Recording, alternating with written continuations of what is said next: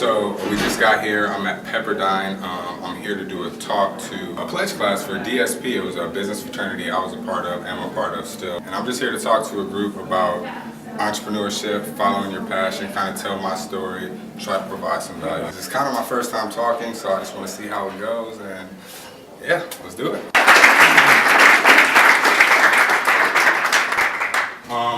Thank you, James. I really appreciate that. Thank you guys for having me out to talk to you. I was honored. James DM'd me and was like, yo, I saw you talk to Gary Vee and it was mad cool. You know, would you want to come talk to us? And I was like, oh, love that. So that's just what this is today. As he said, I'm Aaron. I'm a graphic designer by trade. I'm from Detroit, Michigan. So I went to school in a small town, Kalamazoo, Michigan. I don't know if you ever heard of it. Have you guys heard of Western Michigan? Anybody? Yeah. Kenny, hey. I figured you guys heard of Michigan State, U of M was great school. Western was like third up there, but it was still a great school, top 100 in the nation. So I had a great time there. But yeah, I'm just pretty much here to talk to you guys about entrepreneurship, tell you my journey. When I was thinking about this talk, I was like, you know, I'm speaking to Pepperdine, what can I say to them? So I was trying to think about, you know, my journey, and I was thinking about everything I've done, and then it was just kind of about me, and I was like, that's not really a great talk, and I was like, I want to provide you guys some value, so I flipped it, and I wanted to talk more about my journey from when I was in your shoes, when I was in college. So, as I said, I'm here to talk about passion. Actually, how many people in here know what they're passionate about? Like, you know your passion. That's my shit, I know that. Yeah, raise them high. Damn, for real? Really? Blue Jacket, what's your passion? Entrepreneurs. Okay, like specific. No, like I started my business. Oh yeah? What's your business? I transcribe podcasts and turn them into books. Who else? What's your passion? Somebody tell me. You bunch have passion. What? Cosmetics. Cosmetics, that's dope. What else? Theme park industry. I like that. That intrigues me. Have you ever heard of Cedar Point? Yeah. Nobody out here knows Cedar Point, but it's like Cedar Point is like a little bit of best. in the back. Huh? I know what Cedar Point is. Oh, okay. Okay. How many people, have you guys declared, I don't know how it works here, declared your major, your concentration study? Yeah. Is it all business in there? Yeah. Okay. No. Okay. Who's not business? Econ. Any other? You just shot them out from here. Computer science. Okay. What's yours? International business. Okay. So my next question is, how many of your majors correlate to your passion? And I love that. You guys are ahead of the curve because I feel like a lot of people don't. So that's great. You know, for those that haven't really found their passion, I'm going to talk a bit about that. But for me, I've always kind of known my passion, and I outlined them in 3 basic passions. My first one was superheroes. Yeah. I have always loved, and still to this day, love everything related to the superhero comic book universe. Marvel is my shit. DC is my shit. I'll just illustration, the plots, the characters, everything. That's me. So that's always been a huge passion of mine. I was actually home. Like anybody that knows me, like I walk around like all the time. They're like, what the hell is that? And I was like, Dad. I was like, my dad was like, you still do that? I'm like, yeah, you think I'm gonna outgrow that? He's like, son, if you still shooting webs, you're gonna be shooting webs your whole life. That's crazy. My wife don't have to deal with that. So that's a passion of mine. It always has been. It's not going away. The second passion of mine was business. When I was in first grade, my teacher, she went around and she was asking everyone what they wanted to do when they got older. And, you know, everyone was giving her answers. I'm going to be a policeman, a fireman, a lawyer, a doctor. And that's impressive for a first grader. And mind you, I am the only black kid in my grade. I go to a predominantly white school, so I'm the only black kid. She comes to Aaron, she's like, Aaron, what do you want to do? I stand up, I'm like, I'm going to be an entrepreneur. And she was like, the room went silent. Like, first graders don't even know what that word is. I was like, yeah, I'm feeling. They were like, man, one brave soul in the back was like, what's that mean? I was like, I'm glad you asked. That means and I was like, yeah, that means you're going to work for me. And my teacher was like, She started calling other teachers. My mom picked me up. She's like, Gail, I gotta tell you this kid said. She was like, oh yeah, we talk about it often. And so I tell that story because for my whole life, it's been extremely important. My mom instilled the idea of being someone's employer as opposed to someone's employee, and just understanding basic business because business kind of drives our country. So that was even side note, like, you guys remember Pokemon cards? You're Yeah. real like, I was in elementary school, Pokemon cards were huge. My aunt, she used to live in Japan, so they would have Pokemon that came out before they came out in America. She would buy them for like $1 or $2, like a whole box, send them to me. I would take them to school and start flipping these things and selling them to my friends from going through the packs, getting the holograms, selling them the hollows. So I've always done business, elementary school, everything. So my third passion is art. And as long as I have been drawing and love superheroes, I've been drawing superheroes, and I love art. So at the same time I was flipping Pokemon cards, I was selling handcrafted art to my friends' parents, my aunts and uncles, my teachers, and I'm talking like $60, and I'm in 4th grade. So it was awesome for me to be able to make money with my passion. So that whole thing, it really intrigued me. So we hop forward to college when I'm in, your guys' shoes. I heard a lot of you guys are freshmen, so I remember that vividly. The year for me was 2006. I was entering college. It seems like such a long time ago. It's crazy.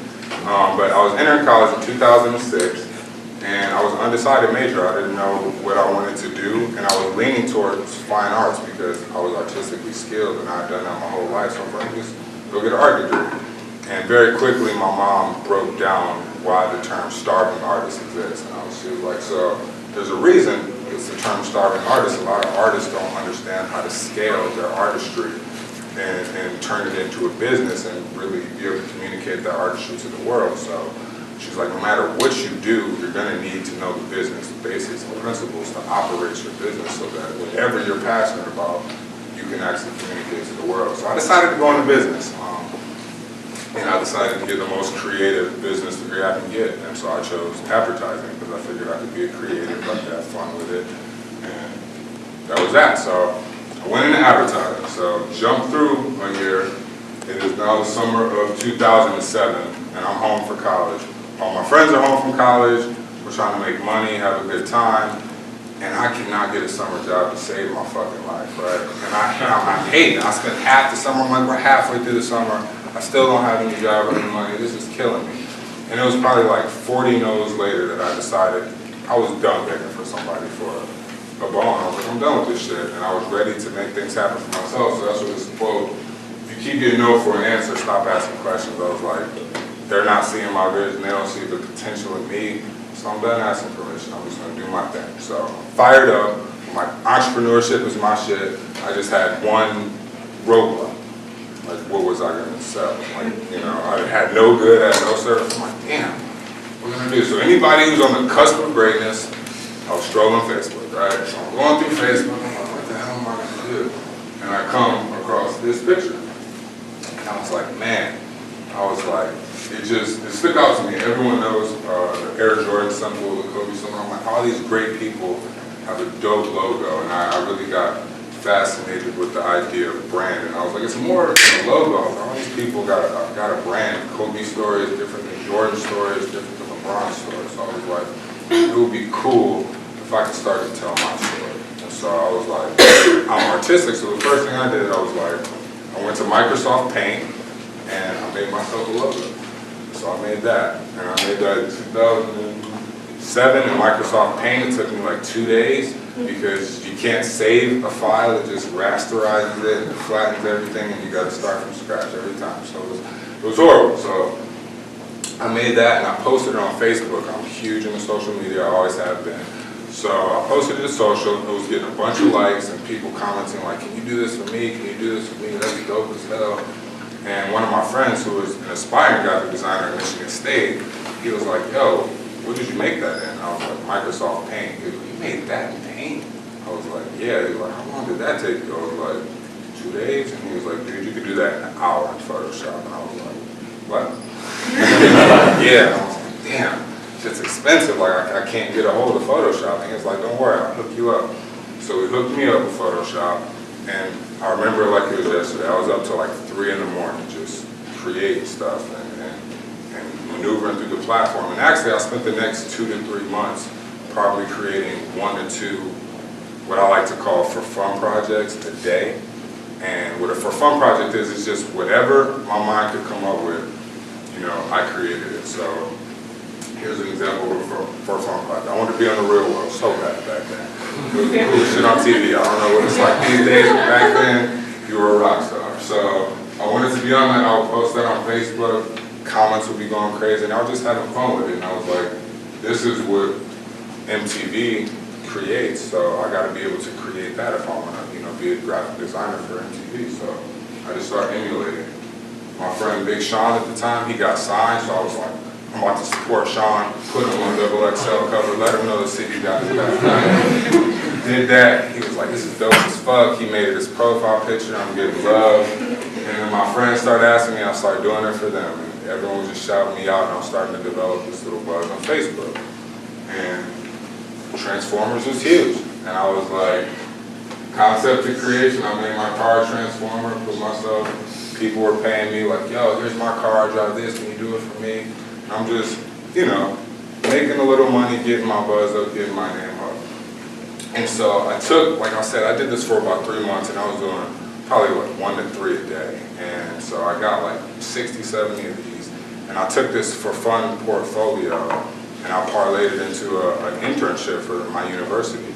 And so I worked that for probably the remainder of my time in college, and I started to refine my craft and started to create stuff for the university and really understand brand and working with colors and understand what I can't do and try and talk in a higher level brand personality. Like Pepperdine has a brand voice, a brand personality. DSP has a brand voice, a brand personality. So I really learned that working for the university, but they weren't paying me enough, right? So I'm like, this is stupid. This went out to everybody, and I'm getting paid nickels, right? So I'm like, I got to figure out how to get Coney, the designer, out to everyone. So I just started doing graphic design for low cost to everyone that I could. And it was for student organizations on campus, for aspiring rappers, local businesses, and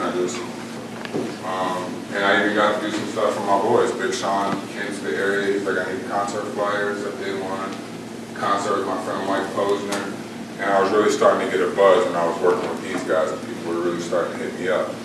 And my attention actually got the work of a retired actor, and he was the Blue Power Ranger, like Boston. So by way of Facebook, and again, I always go back to social media, it's such an important tool.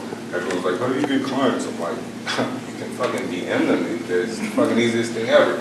So my brother, he actually called me in college. He was like, yo, you remember the Power Rangers? I'm like, no, Dan, I don't remember the Power Rangers. He was like, well, I'm talking to the Yellow Ranger, I'm talking to the Blue Ranger. Blue Ranger, cool as fuck.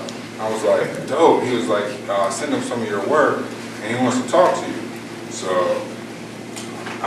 we messaged, and he was like, yo, man, I'm about to be doing these Comic-Cons, and you know, I've always only signed my headshot, and that's kind of boring. I saw some of your stuff, and I think you could create me something sick that the fans would love, and we could really make some money. So I was like, I'm down. And I was in college at the time. I hadn't graduated, but I was like, I'm down to work.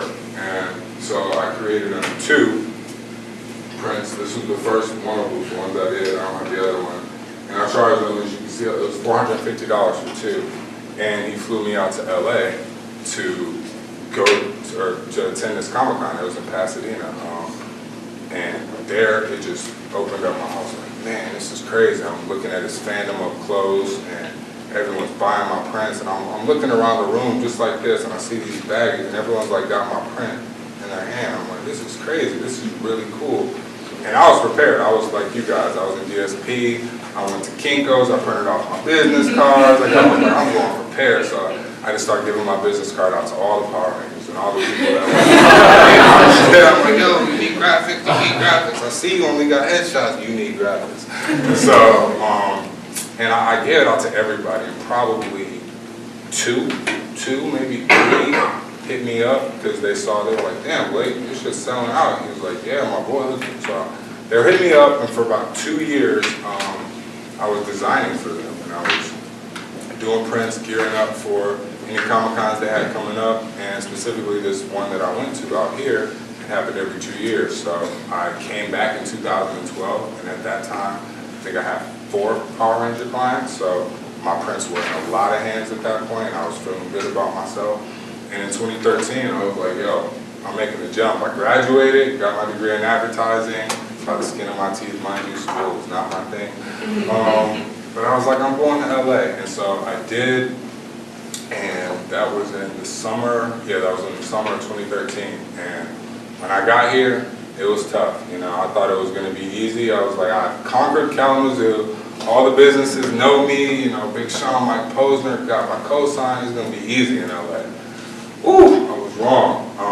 And I couldn't get a job. I couldn't get a job for like 5 months again. And I was getting offers, but it was nothing that aligned with what I liked. I was like, I cannot just go do a job for something. I don't even like the product. You know, I was like, even if it's design, I can do graphic design for a dental office, but that's not that fun.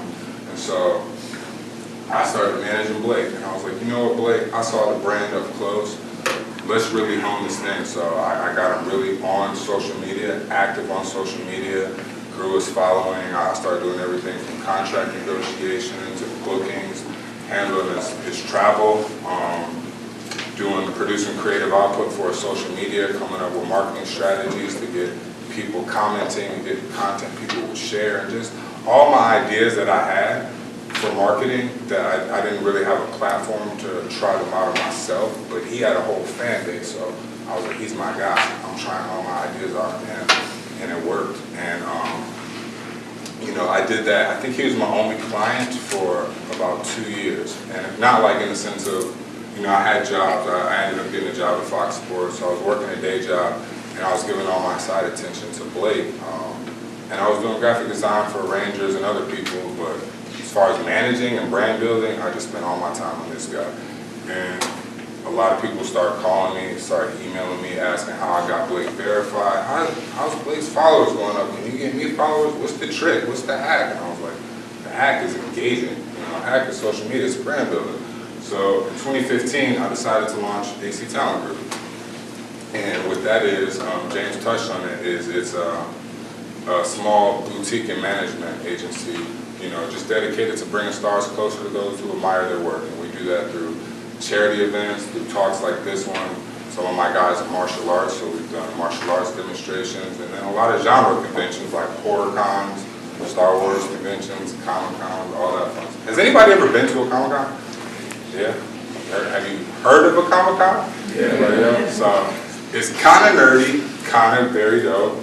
It's pretty much, Comic-Cons, it started off thing, but as you guys know, comic book culture is mainstream culture nowadays. Like the Avengers is the highest selling movie, so when I'm at Comic-Cons, I'm in the green room with the Punisher and Luke Cage from Netflix and all these crazy shows, and it's a dope celebration of that comic book culture. So that's what AC Talent Group is, and that I'm a fan of all this stuff. I told you superheroes was my passion. The fact that I get to do that, it seemed perfect for me. And in addition to that, a lot of people see that I hustle. I've been saying it since I was in your guys' shoes. Since I was in college, I've been talking about hustle and hard work and putting in the work, and I sacrificed my Fridays. And so when things started to kind of happen for me, people started to buy into that. And they're like, damn, Coney, you're really doing it. Hustle fucking matters. That is true. And so I was like, I really wanted to test if I could create a brand. I knew I could build brands for my clients that already had followings. And I'm like, I want to see if I can build a brand from scratch. I'm not a celebrity. I'm not a music artist. I'm not anybody. But if I can make this brand a thing and people buying into that story, you know, theory proven. And so I started Hustle Matters, and I did that a year ago. And so far, we've got a lot of people supporting it. It's been a lot of traction. You know, and like he said, it's a lifestyle brand. You can follow us on Instagram, Twitter, all social at Hustle Matters, and we have a clothing line. But it's just really to empower people and remind them to go after what it is that they're passionate about, not really buy into the system. It's okay to carve your own lane, but as long as you're happy, go after it and understand that you got to put in the work, and that's what Hustle Matters is all about.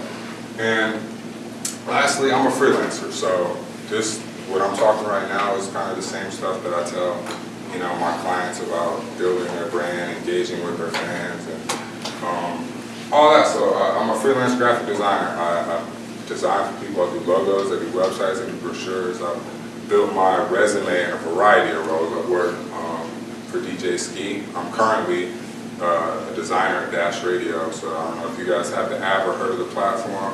I'm a designer there. I do all their, you know, brand level stuff, their corporate level investment decks. I do on-air graphics. I do social media graphics. If you go follow Dash Radio, the graphics, I did it. So he had a show, Ski TV.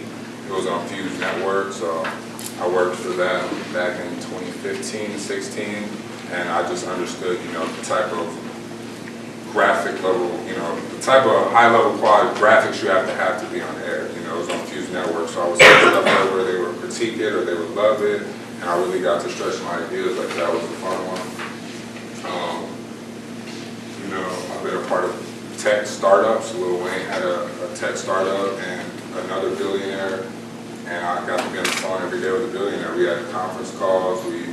I was learning a lot about the tech industry and how to start an app, and you know, this one failed, but there's so many that fail. We hear about Snapchat and Instagram, but there's so many that don't work out, and I've been a part of a couple of them, and I've learned a lot from them. I knew exactly why this was failing. I actually knew what this was going to fail before it failed, but it's hard to tell a billionaire anything when you're not a billionaire, so it's cool, and you know, I learned from that, and I work with Problem. I don't know if you guys know who Problem is. He's a rapper here on the West Coast.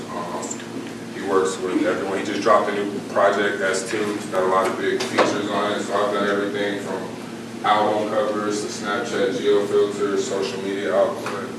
And I do this for a lot of type of people. So, you know, that's pretty much my journey from the time I decided, you know, to become a graphic designer and how those events transpired and just me kind of acting on and not waiting for anyone to give me permission, because if I was waiting on permission, I would still be sending resumes and still getting ignored and still getting no's. So the only way to kind of take charge of that is to show people why you're good. And you know, if you got to start by doing it for yourself, by putting yourself on fake real world stuff, you got to do what you got to do. So I'm gonna give some advice to you guys. It's just a couple things I wish people told me back then.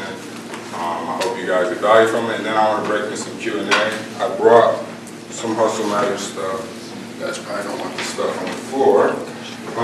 But any good questions, I'm going to be giving some stuff away. Like if you make me like, it's a great question, you got something to do. So, first thing, start thinking of yourself as a brand. I don't know if you guys do, but from this moment on, you are a brand. If nothing else, you're a personal brand. And all brand is another word for reputation. The quote on the screen is, you know, your reputation is your life's artwork. And I chose that quote because I'm an artist, so it's fitting for me. But brand is reputation, so everything you tweet, everything you post, everything you say, everything you do, outside these walls, inside these, it matters, you know. And even when amongst your friends, like, the thing is, you don't know what you all are going to go on to do. So if you treat someone bad and they go on to be a CEO or they go on to be a director and your best friend's an actor and you build them, you know, your reputation, your brand, if your brand is being a dick, it's not going to come in handy. Now, if your brand is just being an all-around good person, that's going to translate. People are going to remember that. So start thinking of yourself as a brand. If you don't attach an external brand like Hustle Matters, that's fine. If you are a brand, carry that with you. If you take a job for what you learn, not for what you earn. I'm not here to tell you to go be an entrepreneur. That's not everyone's path. There's definitely value in getting a job. I have one right now. My job supports my side hustle and everything else that I do. And you know, I've gotten a lot of value. Like I said, I work for Fox Sports. I work for a corporate company in Calabasas called Mobile Cause. I've worked for Live Video. I've worked for Ski TV. I've worked for a lot of companies, and I've freelanced and contracted out even more. So I've taken a lot of jobs, and I like to call it stealing. I steal from every company that I'm at. I steal information. I steal resources. I get as close to the CEO. As much value as you provide a company, when you stop providing value, they'll terminate you. That just is what it is. I know people who have given their lives to companies. They're like, oh, this is my baby. I'm never going. And I see them job hunting on LinkedIn, I'm like, damn, they did you dirty. So for me, it's like, that's what it is. You guys are here to get a service from me, and I'm here to learn from you, and I'm here to learn as much as I can. You can learn outside of the job duties that they give you. So if you take a job, you got what you want. Speaking of jobs, you're going to learn more in the first 100 days on your job than you're going to probably learn this whole time in college. And I don't exactly know, what they're teaching at Pepperdine, if that was the case for me at Western Michigan. But I just think that's in general, and I say that because there's no substitute for doing it, for being in it, for tasting it. If you're in marketing, you can learn about impressions and households, and you can learn about paid posts and influencer marketing. It all sounds good. But until you've paid a guy with 1 million followers to promote your brand, and that didn't work out, or it did, or you ran paid posts and you've lost money, until you've been in it, it's all kind of just theory. So be prepared to learn in your first 100 days, and don't feel bad that you don't think you know, like you upsold yourself to, they know that you don't know shit. It's just about how fast you can learn and how fast you can start to think critically and apply value to that company. That's all they really care about. Have a side hustle. And I think that's just a good practice, is to have a side hustle. I don't care if it's a passion project. I don't care if you're just putting them in a little money to make more money, and then you take that and, apply it to something else that brings you happiness. But just have a side hustle. And I say that because to spend your whole life working for someone else, to build someone else's dream, is just a long time. And you may think that's what you want now, a 6-figure job or whatever, but that might change by the time you're 35. I don't know yet, I'm not 35. It might change by the time you're 45. And if it does change, like I've seen it happen with a lot of my friends' parents, a lot of my parents, I've seen it happen with so many adults that when that changes for you at 45 and you want to step out on your own, it would be a damn shame if that was day one. If you had been building something on the side since you were 20 years old, it might not be what it could be, but you started. So I say have a side hustle. Give up your 20s, put your head down and fucking work. I mean, that's what I did. I think I went on one vacation when I was in my 20s. It was a road trip to Philly and then on to New York. But outside of that, I worked. Whether I was working for somebody or I was working for myself, I was putting in the work, and I was learning, and I was getting better at graphic design, and I was learning Illustrator, and I was sharpening my craft. And I think it's just, extremely important, because in your 20s, you can grind at your highest levels, Nowadays, I'm like, I'm getting tired. Is it that time? Like, before, when I would be up until, Kenny's my roommate, I would be up until 4 o'clock, 5 o'clock in the morning. He would come to my room like, you still working? I'm like, yeah, bro. I'm trying to be a millionaire. Fuck what you thought. So it's like, in your 20s, grind. Go for it, Don't compare yourself to others. And it's so cliche, but that's all school is. From the second you start, you're comparing grades when you're in high school. And then when you're a senior, you're comparing what schools you get into. And then when you get into schools, you're comparing GPAs. And when you graduate, you're comparing who has a job offer. Even if you all get job offers, you're comparing salaries. You're comparing the fucking offer. So it's like, you're always going to compare yourself. Don't do that. I know Instagram does not help, but the best way that I tell myself is I don't want the same things that other people want, so I cannot compare my journey. And especially coming from Michigan, the culture in California is just so much different in general. Like back home, people go to college, they get married, they have kids. I'm like, oh, that's great, down the line, but I want to travel, I want to do some other stuff, I want to walk red carpets. I want completely different things than that they want, so I can't compare my journey. I got friends who have a lot more money than me right now, but they won't in the end, or if I'm happy doing what I'm doing. So just don't compare yourselves, because it never works out. And the thing to help with that is self-awareness. I think self-awareness is huge. I implore you all, and I know it's tough in college, at least it was for me, but get to know yourselves intimately. Spend time with yourselves, figure out what you like, what you don't like, what your weaknesses are, your strengths, what makes you tick, what makes you happy above all else. And once you figure out yourself, it makes it real easy to stop comparing yourself to others. So that's my advice for that. And lastly, be all in. Entrepreneurship and your career, your life, it's yours. It is what you make it, and there's no level of entitlement. Like, just because you went to Pepperdine, just because you graduated, nobody gives a fuck, to be honest. No one cares. Like, you have to go prove yourself. So you got to be all in, not 50%, not 75, not 90. Entrepreneurship, you have to be 110% in, because when life hits you in the mouth, you got to be able to take that 10% and keep going. So be all in, guys. That's what Hustle Matters is all about. That's what I'm all about. And I hope you guys got some value from anything I said. I appreciate you. And yeah, man, let's do some Q&A so I can.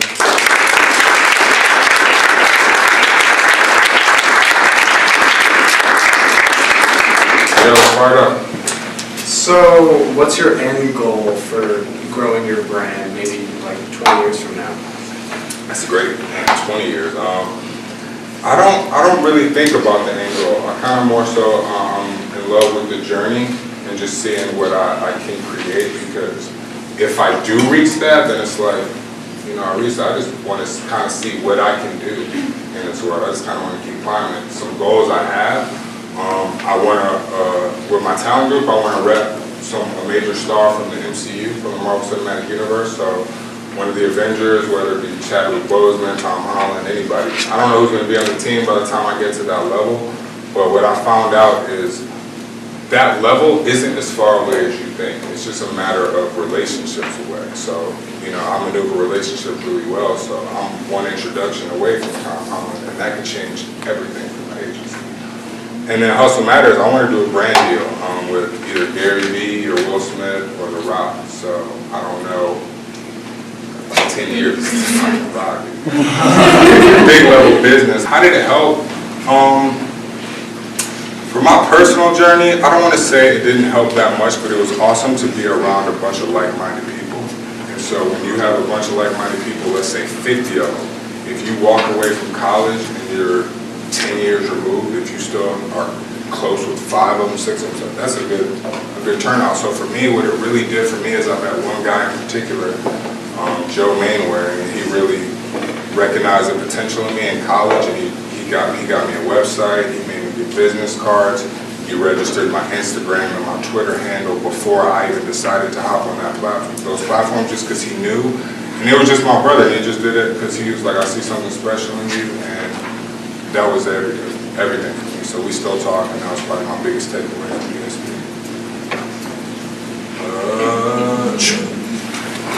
What would be your best advice to get out of a slump? So like you're saying hustle matters, so keep hustling, but what if you ever slump? What would be your best advice? I slump all the time. My best advice is life goes on, honestly. I'm one of those guys where when I'm in that slump, I still go through the motions because I know I have to, and I know life's not going to slow down, so I just fake it until I figure it out and I go through the motions. But when I am in a slump, honestly, I turn to YouTube a lot and I look at a lot of content for people that are doing what I want to do. And it depends on what I need. If I need tactical strategy advice, I'll watch a different kind of content. If I need motivation and some rah-rah shit, I'll listen to that. And I just try and surround myself with people who are after it, who are hungry, and who make me feel like, damn, I gotta kick it gear. They're after, you know what I mean? When you surround yourself with like-minded people, it can't help but to rub off on you. And when you talk about self-awareness, it's like, look at your 5 closest friends and that's who you are, and it's that type of thing. So it's like, I just do that. I surround myself with hustlers that remind me while we're doing this, and maybe give me some encouragement, some guidance, some direction, maybe better than that. Yeah. One of the big secrets to your success is making connections. So besides like sliding into DMs, how else do you like make connections, and how, more importantly, how do you maintain those relationships? You make connections through referrals, through word of mouth, and just from being out there. Honestly, I was hustling behind my computer screen and behind my phone screen, and you could only go so far. You guys see this dude on his phone right now to my right, KP, that's my roommate. He was really the one that got me out in LA and got me going to events and got me in front of people out of my computer. And that's when my career kind of took off, and I started breaking bread with rappers and have a fun night with somebody, the next day your bros, and it's like, dude, come do this. So it just happens, you know, like that. What was your? And how do you maintain it? How do I maintain? You just gotta put in the work, man. You gotta care about, you know, your relationships and your people. So I'm from Michigan, I'm from Detroit. We're very authentic people. They always say LA's fake, LA's plastic, and it is fake as fuck. But I recognize it, and I'm not that. So I get a lot of kudos, and a lot of people appreciate the fact that I keep it real and I keep it authentic. So for me, just maintain them. I send, you know, weird texts while I gotta check in on people. Like, people don't do that now. They're like, bro, what you doing? Want to come over? Like, people don't come out of the house unless it's an event or it's something that they can show status at. So when you invite somebody over just to play video games or say, hey bro, I saw you in Louisiana, I saw you, how was that? They appreciate that, and it goes a long way. So just basic human decency. Yeah. I thank you guys.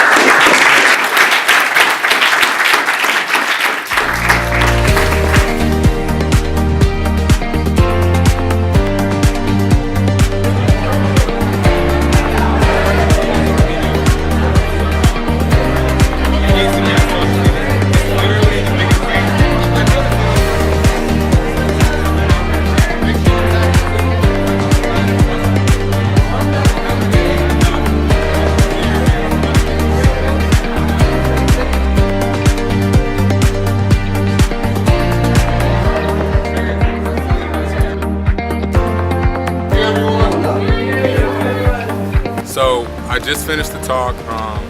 It went very well. It went insanely well, actually. I was pretty surprised. A lot of the people came up to me afterwards wanting to talk, wanting advice for their journeys and their businesses. The response was definitely greater than I anticipated. I really feel like I impacted some people and touched some lives. So I'm stoked. I had a great time. I want to figure out a way to bring me back to the university. So I'm excited, man. I'm glad you guys got to watch. Gotta run, cause you know I gotta chase these dreams. I know it's hard out here, I won't starve out here, cause you know I gotta chase these dreams. Gotta move, got things I need to do, cause you know I gotta chase these dreams. Got a champion heart with a champion mind, I deserve a championship ring.